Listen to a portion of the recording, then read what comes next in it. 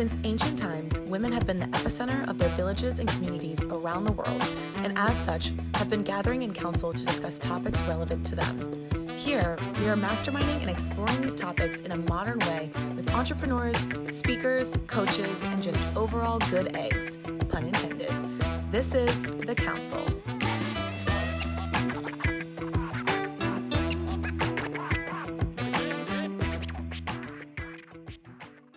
Well, hi, everybody. Thank you so much for joining today. I am so excited for today's episode on burnout. And don't worry, it's not going to be a total downer. We're going to talk about this issue, but we're going to also talk a lot about how to move out of burnout into a space of balance and productivity and something that really feels good and uplifting. But before we do that, we're going to get into all of the craziness of it. And the woman that I have on today is Wardah Khalid, and she is a fantastic person I met through a coaching program that I've been a part of. And she just really rocked the house. Like, she showed up as such a leader on the team, and she shows up as a huge leader in the world. So welcome, Wardah. I'm so excited. Hey, Jenna, I'm excited to be here. Thanks for having me. Yes. So could you tell our listeners a little bit about what you're up to in the world? And because you are a busy, abundant woman. Busy, abundant woman for sure. So I wear quite a few hats right now. Currently, I work as a consultant. I just finished working on Capitol Hill, working for a member of Congress there. And so after that, I started consulting, and I'm helping one of my clients helps institutionalize fellowships and internships on the Hill for Muslims, which is really exciting to add diversity to the Hill. And I have other consulting projects that I'm doing on media. I also help manage a nonprofit that I started called Polygon, which teaches Muslims how to engage with Congress. And I also do foreign policy analysis, so interviews, articles, things like that. So yeah, definitely got a lot going on. You are a total boss. Yes, I am. I'm already on like the Wardah for president train. Yeah. I forgot to mention the career coaching too. So yeah, I've been doing career coaching as well as part of my consulting work, which has been really, really fun. Yeah. And it's so much that you're doing, which is beautiful and a blessing for the world, and I'm sure is great for you. But I'd love to hear within that, just on a personal level, kind of starting out and then layering in the craziness of the last year we've experienced. But I'd love to hear from you how burnout has shown up for you. Yeah, I think that's a really good question. So I think to backtrack, it would be good for your listeners to understand that I am a highly productive person, and I always have been kind of just really goal-oriented, motivated. I changed my career to do this. I was working in accounting first, and I was like, nope, I want to go and make good US policy. So I hustled to, go to get a second master's degree, and then getting jobs and internships here in DC. And I'm still hustling right now. I don't think the hustle ever ends in DC. That's just the kind of city that it is.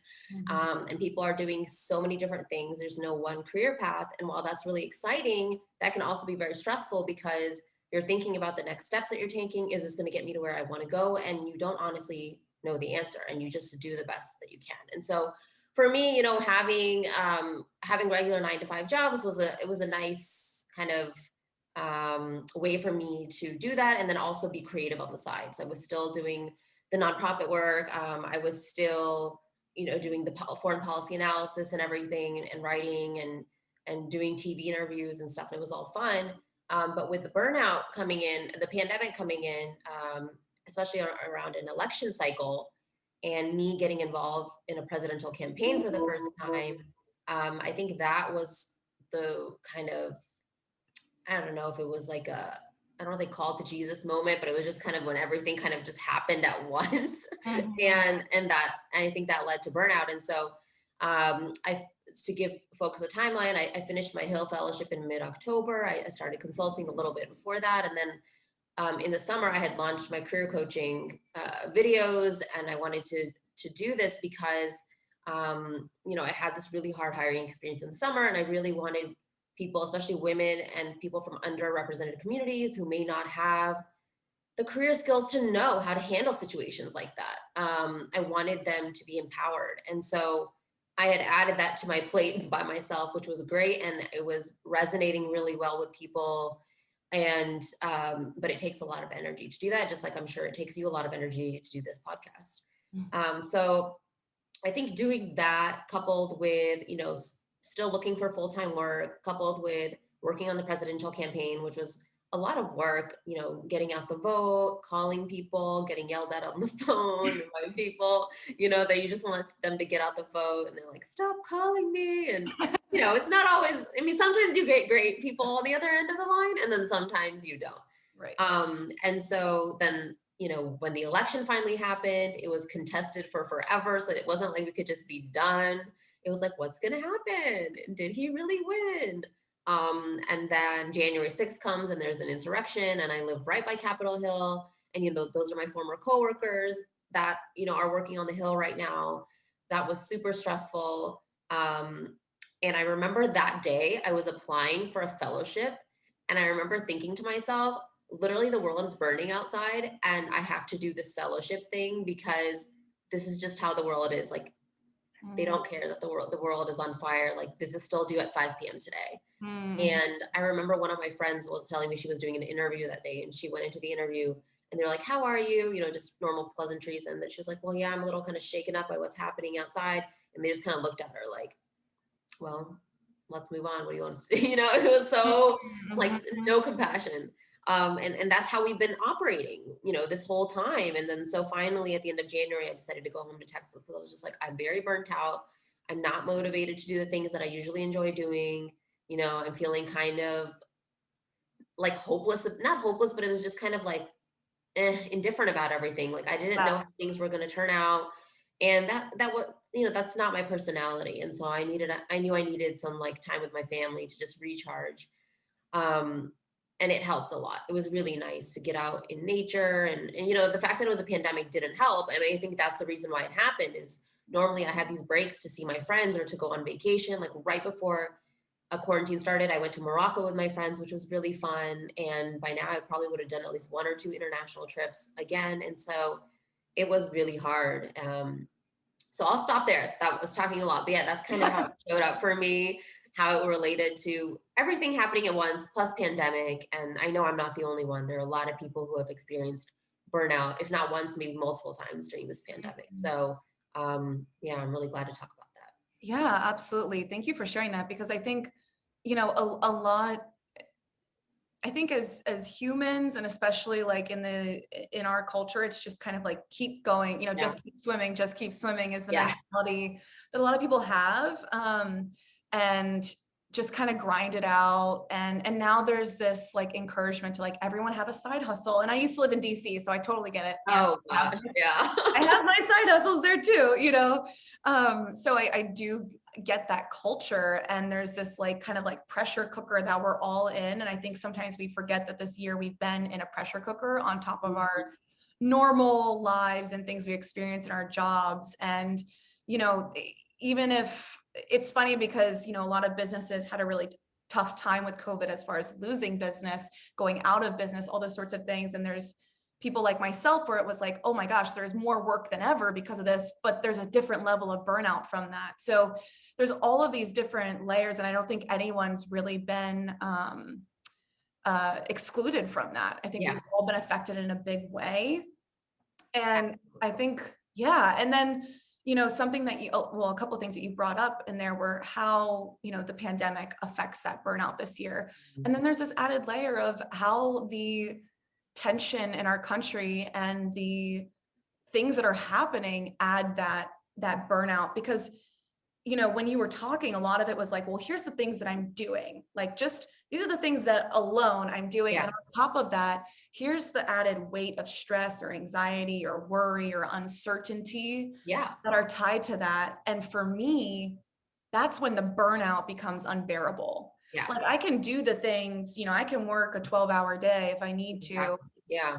But it's that added layer of like those emotions and those like that stress, that is what for me eats away at me. So I'm Yes. curious how that shows up for you, or what you think about that. Yeah, no, that absolutely resonates with me. And, being in DC where you're literally in the middle of it, you feel it maybe the hardest. I think that we do. And I remember when I went to Texas, where my family's from, and there was like a pest control guy that came to my sister's house where I was staying. And I was like, yeah, I came from DC. He was like, oh man, you came from DC. Like, that's where everything's happening. And I was like, yeah, I know. That's why I came home because it's just, you feel it. You feel everything. And especially when you work in politics and in policy, and you've been waiting for 4 years for the administration to change and already been tolerating and living through all of the daily nightmares, sometimes multiple daily nightmares that the previous administration did. And then you've busted your butt to try to get somebody else in office, and then now that's uncertain, and now you don't know what's going to happen. And now everybody who's been kind of waiting for their careers to move, including myself, you know we're left like grappling with, oh man, maybe this isn't going to happen, or what is going to happen, or now there's an insurrection, so now they're trying to verify the election results, and that won't happen. So it's just makes it extremely hard when you're working in this field and when you're working in this city, and then yeah, having that added pressure.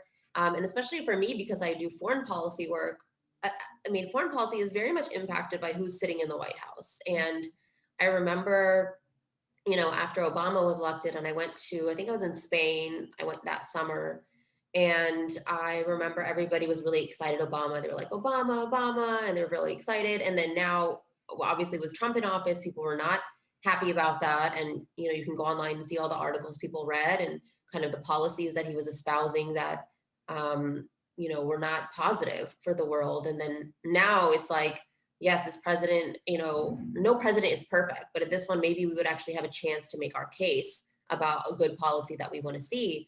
And so that was really disheartening too. That it's like all this work that we've been doing, and me in particular, I'd worked on the Muslim travel ban, which Trump came out with right after he took office, with the Muslim refugee travel ban. I was working at a refugee resettlement agency at the time, so I was very familiar with stories of people who were impacted by the ban. I marched with refugee women in the Women's March. And so, it felt very sad to me that, after 4 years, these families are still, don't know what's going to happen. And even now with Biden in office, like they're still facing struggles with their visas and things like that. So yeah, it very much weighs on you, because you not only have the weight of yourself and, the country, but you've got the weight of the world on you too. And it really, yeah, literally. And it just crushes you. And if you don't have an outlet or some way to unplug or take a break, yeah, you're going to get burnt out. Yeah. And I just have so much respect for you. You've always, ever since I've known you, you just always show up like ready to do the work, like ready to do it in excellence, as we used to say. Yeah. And you show up that way in all facets. And, for you in your life, like you said, you literally have the weight of the world and these people's families. Like you have the power to help move the needle for them. Mhm. And, that's a huge amount of pressure on top of just doing the things that you need to do in your life and that you're trying Yeah. to create. And so, what I would say though is that that's a lot of perspective for myself and everyone listening. And B, I think a lot of people feel like they have this pressure of the weight of the world, or they feel like I feel like I'm doing all the things. I don't know how to do more, or I feel like I'm on the hamster wheel, Yeah. where, like you were saying, like I put in all this effort. Oh my gosh, is it even going to happen? Like we're Yeah. starting over, those sorts of things. So, that being said, like for people who feel like they have the weight of their own expectations or others on them, or the weight of the world is, they're feeling that drag. Um, how does someone really know that they're in that place? Like, how can they have that sort of like epiphany where they're like, whoa, I'm so not okay right now Yeah. in this. Yeah. I mean, there was a really good graphic that came out around that time. I think a lot of people were experiencing burnout around the same time because, the elections and everything impacted everyone around the country who was paying attention. So it wasn't just me. And I think that helped me a lot. But I remember there was a good graphic that was on Instagram that was like, here are the signs of burnout. And it was like, you're not interested in your normal daily activities. You're, I don't know if like maybe your sleeping habits change, something like that. Like there were a couple of things and I was like, yeah, a lot of these resonate. And I remember it was Linda Sarsour who posted it. She's an activist, as well as in the Palestinian and Muslim community. And she works a lot on Black Lives Matter. And she was like, yeah, I have every single one of these. So I think her creating space for that, and saying like, hey, I'm a super active, high profile person and I'm burnt out. And it made it easier for me to look at that and be like, yeah, me too. Even though I kind of already knew myself that there wasn't any one thing that triggered it. It was just like, all right, we survived this election, we survived inauguration, we survived this insurrection. And now I'm just like, I just need to get out of DC. Like, it's just been too much for me. So for me, it was more of like maybe the national scene that made me do that. But also, yeah, I was just getting frustrated in other areas of my life, and like some things were going well, and then some things were not, and it was just like I just need to breathe a little bit and just get out of the physical space, and I think that helped me a lot. It was just physically getting out of this like pressure cooker of the pressure cooker. Right. That's so interesting. Inner pressure cooker, yeah. Yes, I totally get what you're saying. Yeah. Yeah, no, it's funny when I look at myself, I also had like a really big year of burnout. Just with, I was in the camp of business is great, high demand, but that means like, oh, we doubled our business this last year, and not necessarily always getting paid for that. Not me personally, like the services, we're just trying to like scale, right? Yeah. And sometimes, anyways, it doesn't matter, but very, very. It matters. Well, I mean, the details of that doesn't matter, but yes, no, it very much matters. And then on top of that, like keeping up with this podcast or keeping up with normal relationships and working from home. Yeah. It's interesting for me. I've almost always worked from home. So, in my last job, I worked from home for 3 years. But what's different is that it's not even just the environment of working from home. I think part of it is like the way that we're working with each other now that we're working from home. It's like I have customers emailing me at 9:00 at night, and like I have to think of my team and how they manage their capabilities. And I don't have kids, but I know that that's been a huge challenge for a lot of the moms on my team who have young children. Yep. That's been a really big, like, oh my gosh, this is a challenge, Yeah. And there's no end to the work day. It literally bleeds into every day. You wake up, and I know you're supposed to meditate and like think about things, but literally I get up and I'm like, all right, looking at my emails, I'm doing it all wrong. I look at the emails, and then I'm like, all right, get up, grab some cereal, like get on your emails, start doing the work. And it's just every day. And it just gets exhausting. And like I said, there's no built-in breaks for these things. We don't leave the office, where at least I would get like, to walk home or, go outside and see somebody. And yes, I was taking walks. And I remember when we were doing the training, like that was one thing our group would talk to each other about, like, did you take a walk today? Did you take a walk today? Yeah. And yeah, it was really cute then, because it was like the first, second, or third of the pandemic. So we were all like being mindful. But then like, it was just like, walk, who has time for a walk? Or even when I would work out, like I didn't want to use my gym in my building because of COVID. And so I was more limited in the types of exercise that I could do. And, once it got too hot or too cold to run outside, like you're kind of stuck. So it's just, it was like, you're just working, you'll just work, or you can watch some Netflix while you eat dinner and then go back and work some more. And so it was hard. That's a really good like thing you brought up in there too, was about like, you're like, oh yeah, it was so cute how mindful we all were until this became our new normal. I know people hate that phrase, but it kind of goes to show like how adaptable we are. But just because you've adapted to a new normal doesn't mean that that's the right normal for you, and that needs to be your expectation. And I think that's a really big distinction, is like, just because, just like in the training, right? Like everyone learns how to make their plate so much bigger, so to speak, and how to do and juggle all of the things. But there's a reason that training is only 3 months long, right? Not sustainable. It's not necessarily as sustainable. No. And your plate doesn't necessarily shrink back down to what it was, but it doesn't have to be that full. Yeah. It actually shows you like, hey, here's what you can do. How do you want to put this pie chart together? Yeah. And I think that's what we've forgotten. Like you're saying, it's like we're almost sleeping under our desks at night and just popping up in the morning and getting Yeah. on our phone or our email or whatever, taking a Mhm. quick break with Netflix because we're so fried in our Yeah. brains, and then getting back to it or Yeah. having poor quality sleep. That's Yeah. been my experience, you know? Yeah, Even and for me, like, especially for those of us that are doing creative jobs or jobs that are like, with me doing consulting full time and career coaching full time now, and it's like you get to set your schedule, which is great, but at the same time, it means your schedule never stops because, like you said, your team members are emailing you all the time. Even me with managing the nonprofit, we hired a manager, which I'm so happy about because I got to move some of those things off my plate. But I still check in probably at least once a day, and they're asking me questions, and stuff comes up late at night, and you know that responsibility doesn't go away, and it makes it hard to turn things off. right.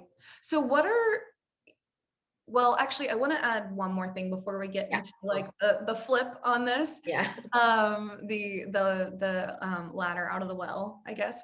But what for you, I'd love to hear specifically, because I know for me this past year, like the pandemic was one thing, right? That was um there was a lot of demoralization in that in the way it was handled, but it still was like almost like how it's like people have a different uproar when it's like people die from a natural disaster versus like a mass shooting or something. Hmm. And so with the pandemic, it was like, okay, this sucks kind of the way it's being handled, Yeah. but the root of it is, this like it's a pandemic, right? Right. It's Right. a virus.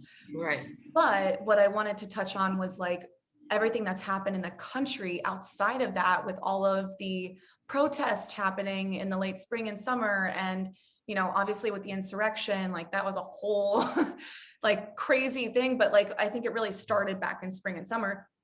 And, for me, I really care about the issues, but I'm still a white person, right? I Mhm. still am experiencing white privilege. I still can't totally be in another person's shoes and really feel what it feels like to be marginalized, and for this to be such a personal issue. I can have compassion for it, but it's not, it's personal because of the people I love and care about, but it's at the end of the day, it's not me, right? Mhm. And so, I would love to hear for you and for those who are listening who are a person of color, and even specifically like in the intersectionality of it for you, you're a person of color, you're a woman, and you're part of a religion that is oftentimes targeted, Yeah. especially by that administration. So can you talk a little bit about, how you had to manage that added layer on Yeah. top of just what everyone else was Yeah. experiencing? Yeah, that's a really good question. I think that the protests that happened this summer after the death of George Floyd did feel personal to me too, because about 20 to 25% of the Muslim community in America is Black. So these were literally, my brothers and sisters that were being impacted and have been being impacted. And this is something that our community actually struggles with a lot. Is like we don't make Black Muslims as visible as they should be, and we're not raising their issues like we should. So this was a moment of reckoning for our community too, because a lot of times people think that all Muslims are Arabs, or that they're Desi, which is like the South Asian subcontinent.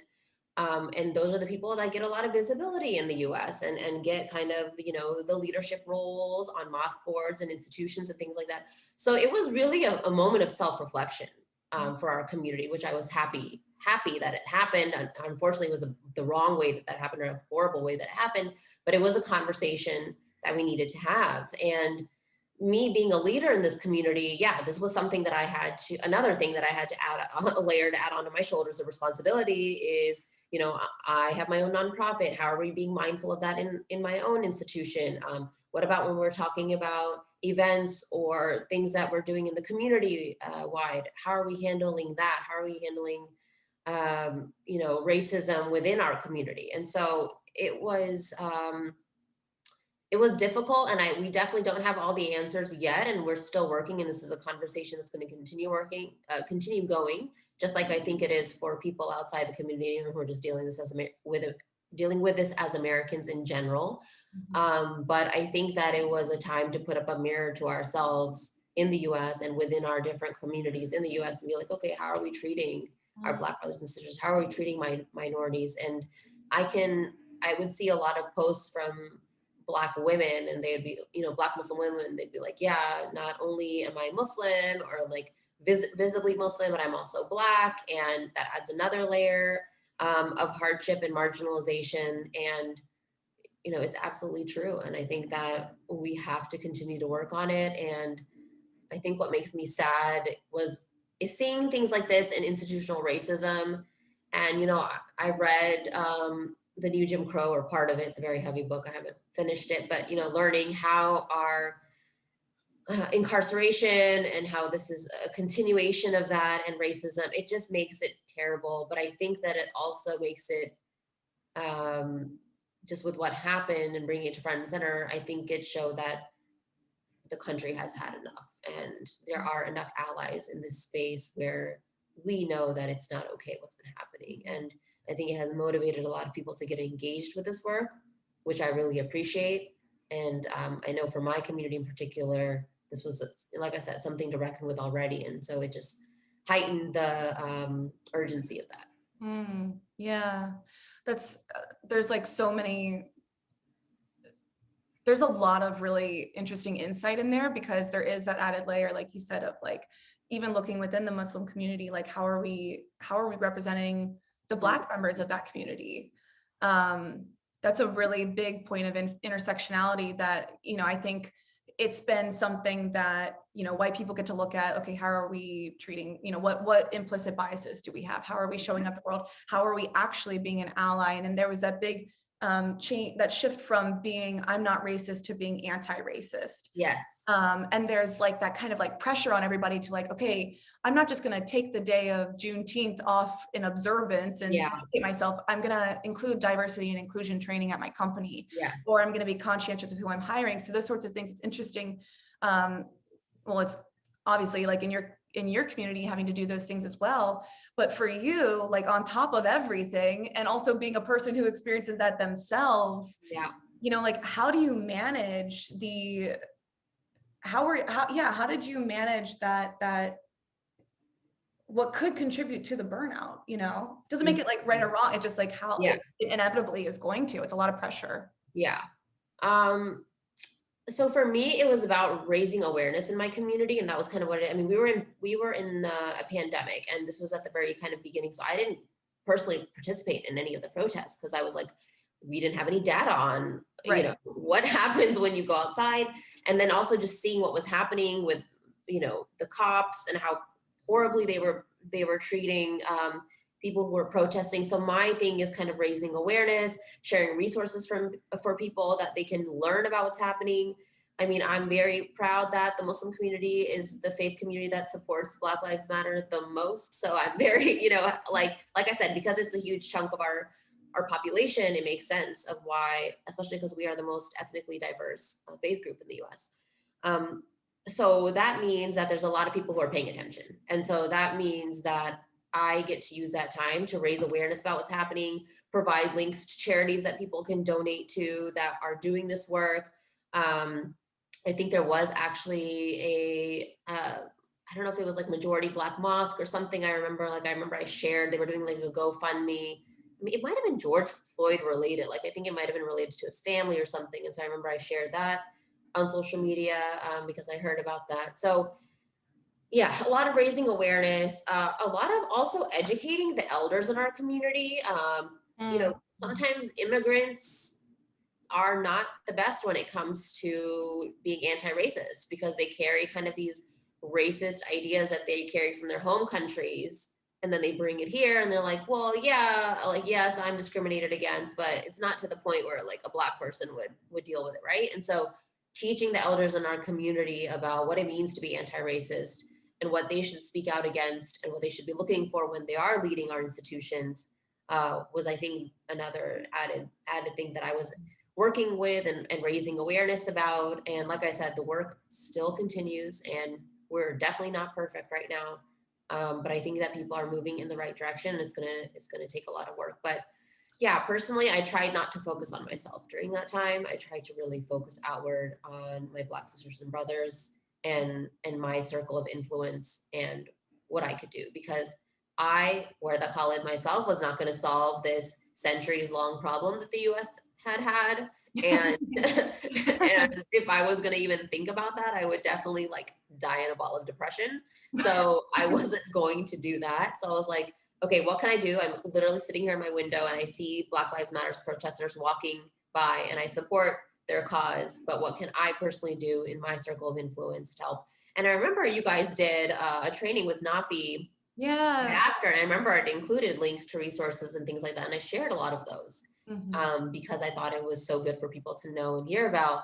Because that's at the end of the day, that's what activism is. It's not about solving every single problem all at once forever and ever and ever. It's about doing what you can in your circle of influence based on who you are as a person. Are you a mom? Are you a student? Are you somebody from a marginalized community? Are you educated? Where did you grow up? Where are you from? All of these experiences are what shape us and influence what we can do to contribute and give back. And so remembering that perspective really keeps me grounded and makes me realize, okay, this is what you can do. This is what you can control.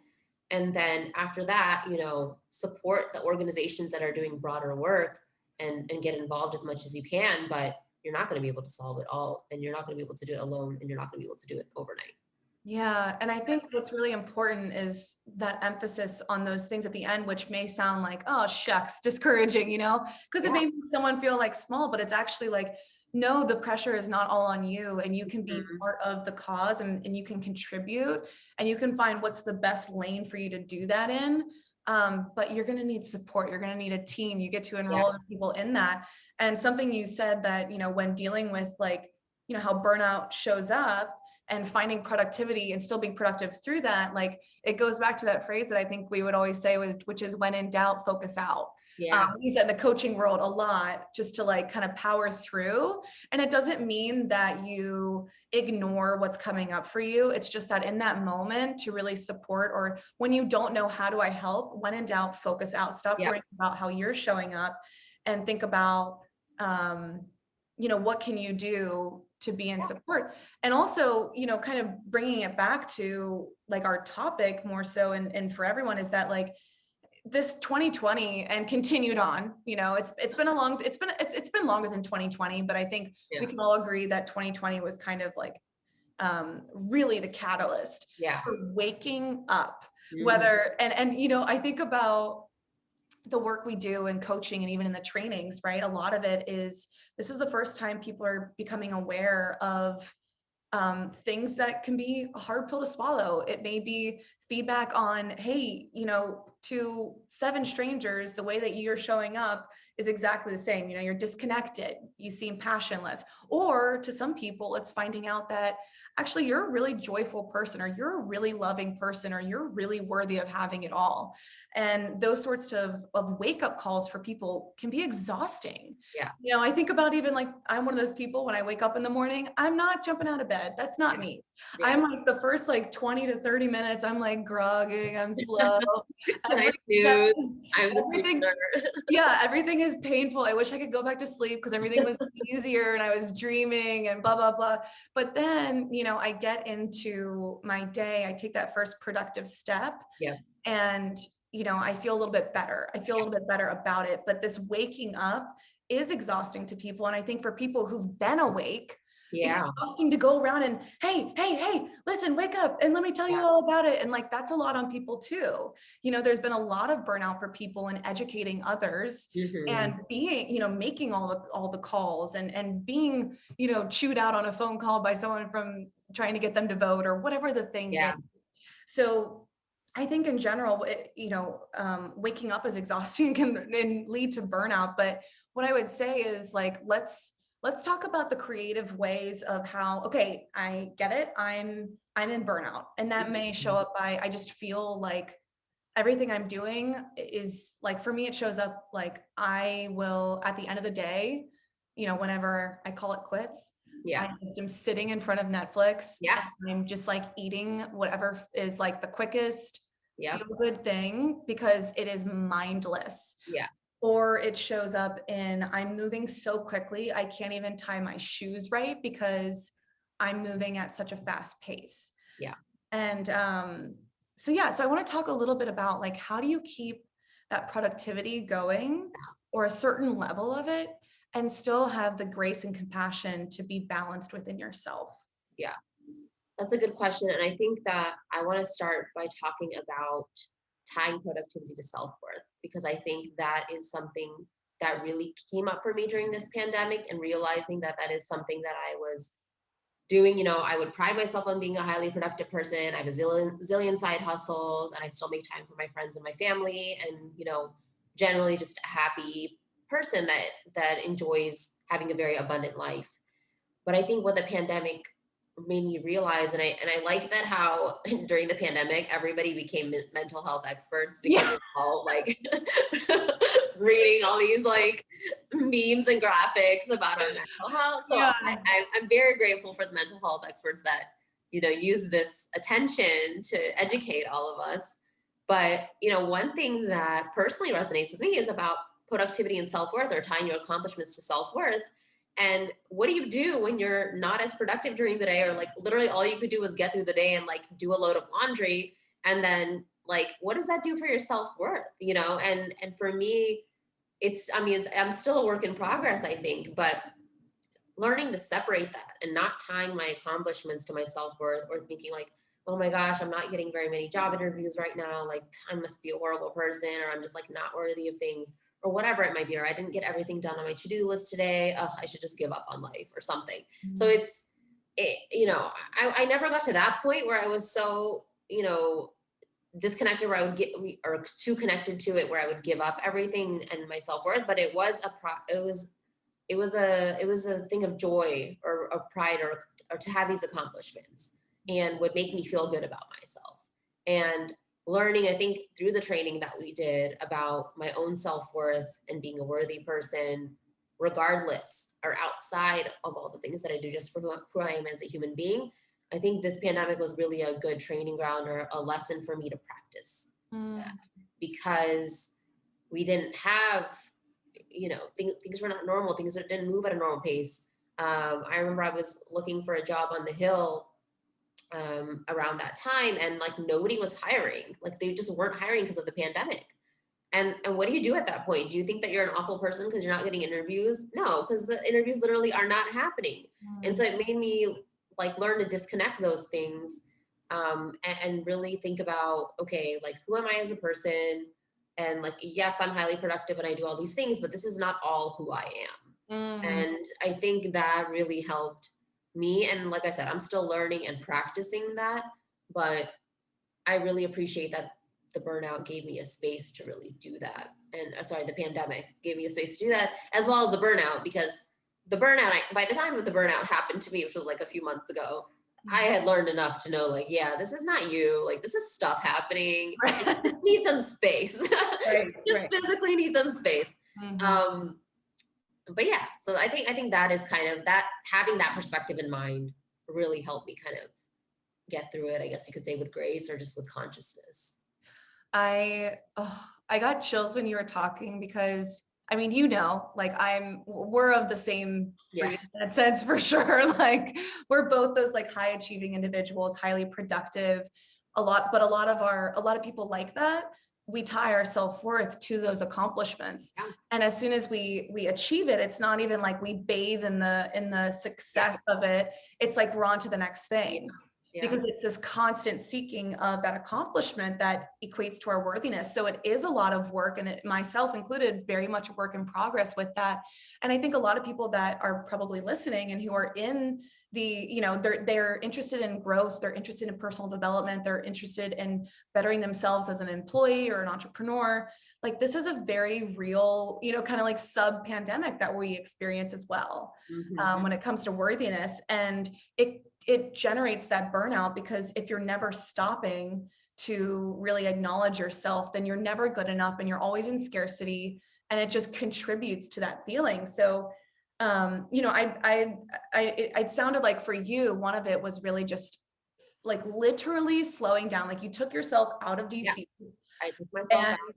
Yeah, and it's funny because down here I took myself out of Tampa. Not like Tampa was like bustling compared to like it's so funny down here. Florida has been insane. We see you on the news. Oh, no, that, yes. But I mean, like in general, it's funny, when I first moved down here in August of 2019, when I'd be in St. Pete or in Sarasota or something, like, oh, Tampa's so busy. I'm like, I came from DC. Like, Yeah. I'm like, you don't even know busy. And I have time to talk about the weather. We're just yeah, like, hi, what can yeah. we get? Move on. Yes, but I moved to the beach literally in well, in September. Yeah. And because I was like, I need something that is physically going to force me Yeah. to go outside and be still. And I would take, I realized that I'm like you, I would normally take like at least 1 or 2 international trips a year. Like that is my passion. That is what I go all in on. You get to unplug. You Yes. don't have to talk to anybody. You physically can't answer the emails. Not that you aren't sometimes checking them, but like you're not responding to anything. Right, right. And your eyes, ears, senses are all engaged in something Mhm. outside of you. It's Right. loved it. Right. I mean, and I think for in the pandemic, like you're not doing that, you're not doing the meals and everything. So it's like, how do we create the structure and the ideas for people to have that? And, for me, it's looked like, having virtual coffee dates with my girlfriends from around, Yeah. having something standing to look forward to. Like with Yeah. my family, I haven't gotten them on board with this yet because we don't want it to break up the family, but I want to do a virtual game night. You Like can do those, that. you totally could, but we'll probably Maybe if they're super competitive, maybe it'll be tough. yeah, okay. But those sorts of things, but also like I had to force myself to do a staycation. And it was so hard to be like, Oh, I even when tried. it I comes could to not. PTO, I'm like, do I want to take 3 days to sit around my apartment? Like that's Yeah. but I needed it. And ever since I did it, like I was like, oh, that was a reset. And I needed it. I was like having my own intervention with myself. Yeah. Honestly. I did the same thing. It was so normally, when you're working a normal job, especially here in DC, DC is dead the last half of December. Like everybody takes off the last 2 weeks. And this year, obviously, like I wasn't doing that. I had just finished my day job, and I was just consulting and stuff. And I was like, oh, I think I need to block off my calendar. And so what had happened was somebody tried to book a coaching appointment with me on Thanksgiving Day. And I remember in my mind, I was like, oh, no, that's not going to happen. Even though I'm doing Thanksgiving by myself, well, I was doing a Friendsgiving like later, but even though physically on Thanksgiving Day, I'm by myself. No, I'm not doing that. And that was the first step. And the second was like, okay, I think I actually need to block off the last week or two of my calendar so nobody can book meetings with me. And was I still doing a little bit of work? Yeah, probably. But like it was enough for me to just like unwind, watch movies, just hang around my apartment. Like I had to force myself to do that. I'm very proud of myself for doing that because it would have been very easy to just continue working. But I was like, no. Normally you get this time off. Normally you go home. Normally you spend time with your family and you're completely unplugged. You need to do this for yourself as much as you can here. Yeah, that's what I'm hearing you say from that is like it was a lot of boundary setting with others and most importantly with yourself. And I Yes. think that's where it's like, if you identify as someone who is that super high achiever, it most of the time the most important person to be setting boundaries with is yourself. Oh, yes. And someone who was a mentor to me always told me that like if you don't have the ability to create your own hours, let's say, your work is always going to take as much of your time as you are willing to give it. They're not going to be the one to say, typically, like, hey, I think you should take a break. I do Yeah. that to my team now because I do that to my team I too. wish- Like, if yeah, you're feeling burnt out, please let me. Like Yeah. I was very open with them. I was burnt out. I'm going home. Like and I say that as a leader because I want them to feel free to say the same to me. That like I need a personal day or I need this. Like yes, please Yes. do that. And Yeah. and they're learning, and I love that they talk about those things with each other, and it's open communication, which Right. helps everybody. You're a better employee if you feel like the person that you're working for cares about you. And I learned it a lot from my last boss before I was on the Hill when I was working at Church World Service. And I just love that she, like, if you needed a day or you had something happen in your family and you needed to take some time, like she was like, yes, do it. And she told me, she was like, that's because when, not only is it the right thing to do, but then those employees come and be more loyal and they're there for you when you need them. When you need them for the long hours and the long nights, or you have some event coming up and it's so true. It's so true. So I try really hard to build that with my team too. That's a beautiful point. Yes, especially if you have the power to give that to others, that's huge. And in turn, giving it to ourselves. But and I think another part of it too is like delegating. Yeah. Even if you're like a mom, and that means like actually asking your kids, hey, can you figure out your carpool situation next? I mean, if they're old enough, but like, can you figure out your carpool situation Carpool. Yeah. for class, or, you know, doing the dishes? Like, it's amazing, like how many moms I know who don't My delegate mom was like the that, kids. and then she'd get upset that we wouldn't be doing things, and I'm like, "Did you Right. did you ask anybody? No, they should know how to do it. Okay, well then this is your And fault." Yeah, and I that same resentment goes yeah, for your work too. yeah, You know, like with my team, I tell them, I'm like, you are solely responsible for your work-life balance. I will nudge you if I mm, feel the need to, but I am not in your shoes. If you're okay with this amount of work, until you tell me, hey, this is yeah, my, love you know, this that. is what I need. Like, you are responsible for that. No one else is. And that really empowers people to like, to really take that step, and to also not shift the blame or resentment. Like, there's no room for resentment towards anyone besides yourself, which we don't want.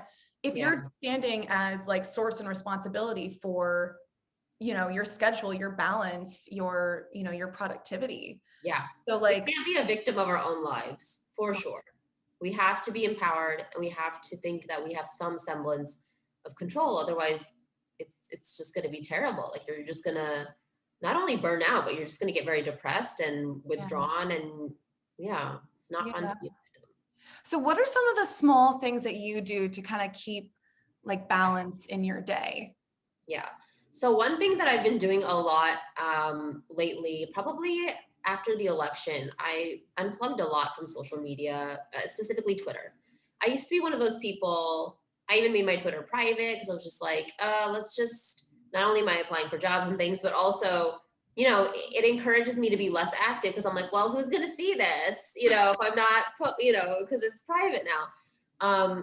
And the reason why I did that, because I used to be very big on Twitter. Like I would always know the news happening because when news breaks, it always comes on Twitter first, right? Because journalists are in there. Mhm. And so with everything happened on the foreign policy front and the domestic front, with the elections and everything, it was a lot of keeping up with Twitter in the months leading up to it. And so I was really happy to just, put that on private. And yes, that means that I might not be the first person who knows a piece of news.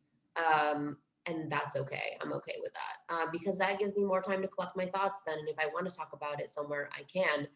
And just not being the first person, it was something that I had to just be okay with and be all right with, and that was for my mental health. And before, what I was already doing was kind of unplugging from it over the weekend.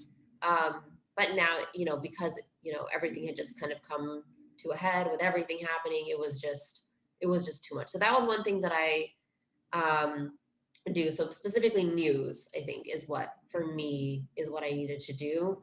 Um, Another thing that I do is I turn off all notifications on my phone. So I don't, like, if somebody sends me an Instagram message, I'm not going to see it until I log into the app. Same thing for Twitter. Same thing for Facebook. The only notifications I get are some WhatsApp messages. Even for a lot of the group ones, I had to turn off all those notifications because I'm in a zillion WhatsApp groups and they just talk all day long. And I mean, even with some of the like people who were working on the Biden campaign together, we've got these signal groups, and literally they'll do like 400 messages a day. And I don't know how they have time, if they have jobs, what they're doing, but like I physically cannot sit and message people all day long and look at that. So I don't have notifications on for that. Actually I do. It just has a constant like signal thing on the top of my Uh-huh. phone, but Yeah. I don't, but it's not like always sending it to Yeah. me. And then when I go out, this is what I always do is unless I need directions or something, I turn off my internet. Like I turn off the data on my phone. So I'm not getting notifications and things while I'm out. And it lets me really unplug, even if I'm going to the grocery store or if I'm going out with a friend for a walk or if I'm doing something, I don't want my notifications going off on my phone. The few that I have, and I don't want the urge to go and like check email or do something while I'm out. Unless it, like last night I did that a little bit because somebody had texted me about a kind of a time sensitive thing, work related, but like I just did it and then I was done. Internet was back off. Right. And that's very rare. Normally it's just off the whole time. Mhm. So I think those things for me are kind of like a day to day. And then the other thing I would say is find a hobby that's not quote unquote productive. Mhm. So even for me, like I I used to be way better about this, but working out, I would do that a couple times a week, maybe like 3 to 4 days a week. And now it's gone down to like 2 to 3 days. But that's for me, because working out is not always fun. It's like sometimes it's like, "Ugh, I need to do it." That's not a fun hobby for me. Like I don't need to qualify that. So it's like, what are your hobbies? I work out. Well, that sounds like a hobby, but it's not, because you make yourself do it because you want to be healthy. Right. So not that some workouts aren't fun. Like I love classes and biking and this and that, but obviously because of pandemic, I can't go to a cycling class. Um, so right now it's not as fun for me as it normally would be. So you would need to find something like like for me, that would be kind of reading, like reading a fiction book or watching a movie or a TV show that's fiction and not news or work related. Maybe that's not necessarily a hobby, but you find something in your day that you do that relaxes you a little bit and helps get your mind off of always being on work mode. And that's not to say I don't usually have working lunches where I'm like literally sitting at my laptop and eating, but usually at dinner time, I really try to turn everything off and like right now I'm watching Glee, like I just started it and it's fun. It's just fun. And before that, yeah, I usually try to choose like lighthearted shows or movies because that's how I personally can just get out of like the serious mode of what I'm doing all day. Yeah. Oh, there was so much gold in all of that. And I think like the biggest things is like that detox from worldly involvement, at least to a degree. Obviously, we still get to be aware of what's going on in the world and be conscientious of that.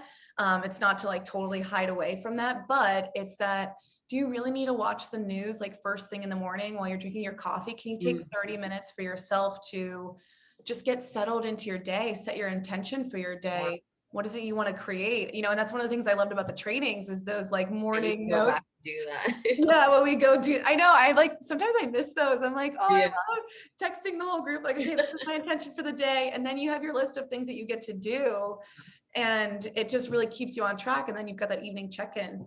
But yeah, I mean, I did the same with social media. I've had the apps deleted since beginning of December. And I popped in maybe a couple of times, like sometimes I'll post about the podcast. Yeah. Or I was in a group that I had to be attentive to on Facebook for like a program I was in. But other than that, it is amazing how big of a difference that makes, or not checking your phone first thing and turning off, putting your bedtime schedule on your phone.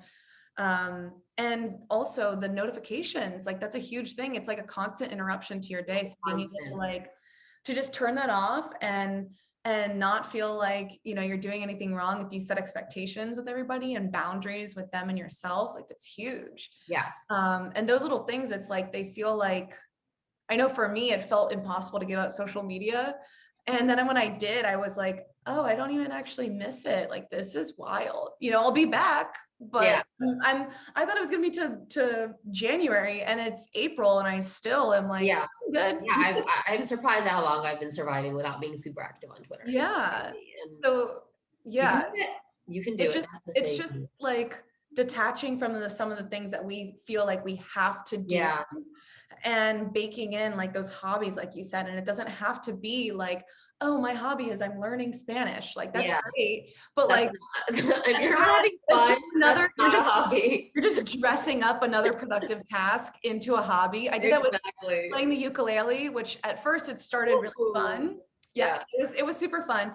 And then I started putting pressure on myself, like, well, I only know 2 songs. Yeah. Or I don't remember, so now I have to go relearn it. It's like, Jenna, just sit down and strum for 30 minutes. Like, exactly.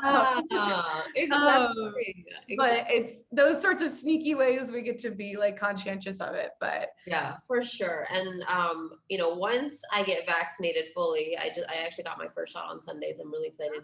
I would like, my friends and I have started talking about traveling again. At least not Canada, because they're not letting us in for non-essential travel, but other places, that maybe are more open. Because I think, like I said earlier, travel for me is just a nice time, especially when you're with your friends. It's just fun. You get to relax, let go, laugh, immerse yourself in another culture. And I also love hiking. That's another thing. That is a fun hobby for me that I got to do way more here in the East Coast. Texas is flat. We had no hiking there. So whenever I moved first to New York, well, first I was in Berkeley and then New York and then DC, all have great hiking spots. Right. And now that the weather has warmed up some, I'm sure I'm going to be going on more hikes, which I really, really enjoy. That was definitely a way, even pre-pandemic, that I would unplug because I have no service. I am on a hike, or even if I do have service, I'm turning my internet off.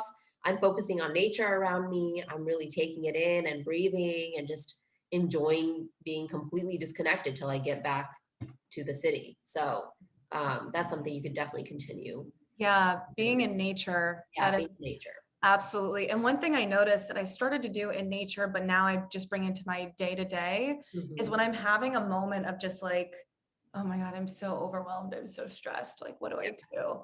I just kind of close my eyes and I tap into like my different senses. I'm like, okay, what's something I hear right now? Yeah. And what's something I smell right now? And I open my eyes, what's something I see right now? And it kind of just grounds me into that moment and just taking those deep breaths to get centered and then be like, okay, I needed that Yeah. 60 seconds, Yeah. and that's if you find yourself where even that is a challenge, then it's like maybe you get to have a reset weekend. Maybe you get to have, some intervention with yourself to really get to a place where you're restarting. Yeah. Or You're, take a few hours off and go watch TV or do yeah, something or to go take a walk. Something and that's really important. I like that you said that because you have to check in with yourself and see how you're feeling. So yeah, even last week when I told you like, hey, I'm not my normal self right now. I can't do this right now. I'm very overwhelmed with all of my projects. Like I was able to do that because I knew like, hey, you're not your normal self right now. You got a lot on your plate and you're just dragging. yeah, So being able to check in and being unapologetic about that when you're meeting with other people and talking about it and owning it is, I think, really important and helpful in preventing mm, burnout. Because if you always worry about what other people are thinking or letting other people down and things like that, then you're never going to serve what's best for yourself. You mm, have to put yourself first. And I think that's something this pandemic really has taught me. And then just, I think, others in general. And thinking about how we're using our time and these kind of social, I think that I would see memes about like social obligations and how yeah, now after a pandemic, like we're not going to go to things we don't want to go to because we're right. so used to like being able to say, sorry, pandemic can't come. So it's kind of like that, where you just be true to yourself. Yeah, and that takes a level of vulnerability that I Oh think yeah. really a breakthrough for many, but also knowing that like it would have been ridiculous if you said that last week and I was like, no, we have to do this. Like no one's gonna say that. No, but I do appreciate You you being flexible because you well, could have been upset about it. I get it, I know, especially for type A's like us, where we're like, oh no, right. threw off the schedule. Right. And it's just like you just have to be so Yeah, grounded and like, yeah, oh, I really need this time for me and I want to show up the way that's most important to me. And I might not be able to do that in this moment. And yep, I may not be able to me, I've gotten to the point to avoid burnout.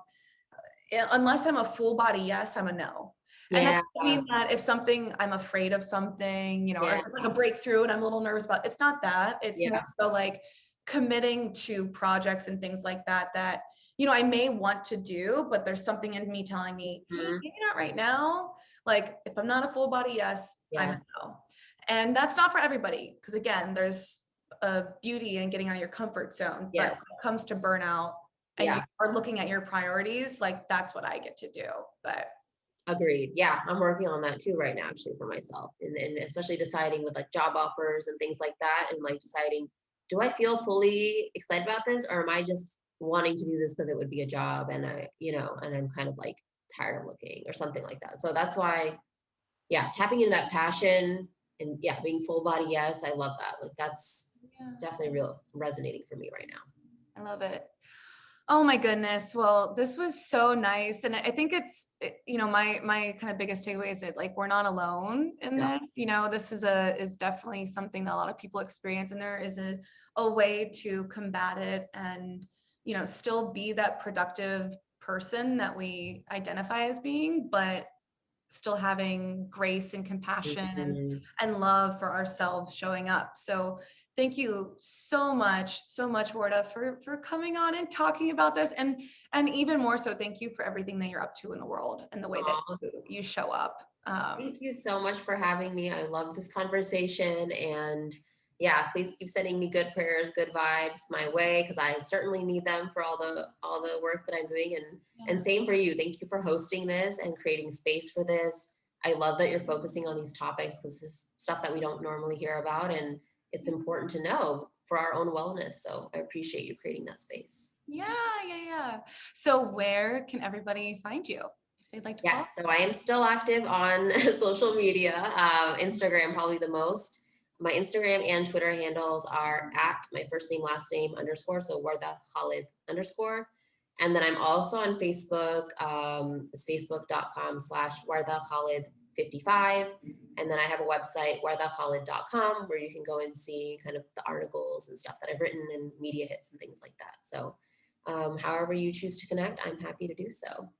Awesome. Well, thank you so much. Go follow her. She's very inspirational. And if you are into improving your career, she does career convos Yes. and little quick videos and tips, and they are really insightful and helpful. So yeah, thank you. Yeah, I'm so glad those are resonating with people. And yeah, you could definitely watch them. I keep them all under 5 minutes, if not 4 or 3 or 2 minutes, because nobody got time to sit there and watch me talk for that long. So that is the moral of this whole episode. But don't spend a lot of time on social media at the end. Yes. All right, darling. Well, it was so good to see you. Thank you again, and just such a blessing. Oh, take care. Thank you so much for being a part of the council today. You can share this episode and tag me on Instagram at the DJ Genesis. That's the DJ JENESIS, or on Facebook at the Council Pod. Make sure to leave a review and subscribe. And if you'd like to share your takeaways or what you'd like to see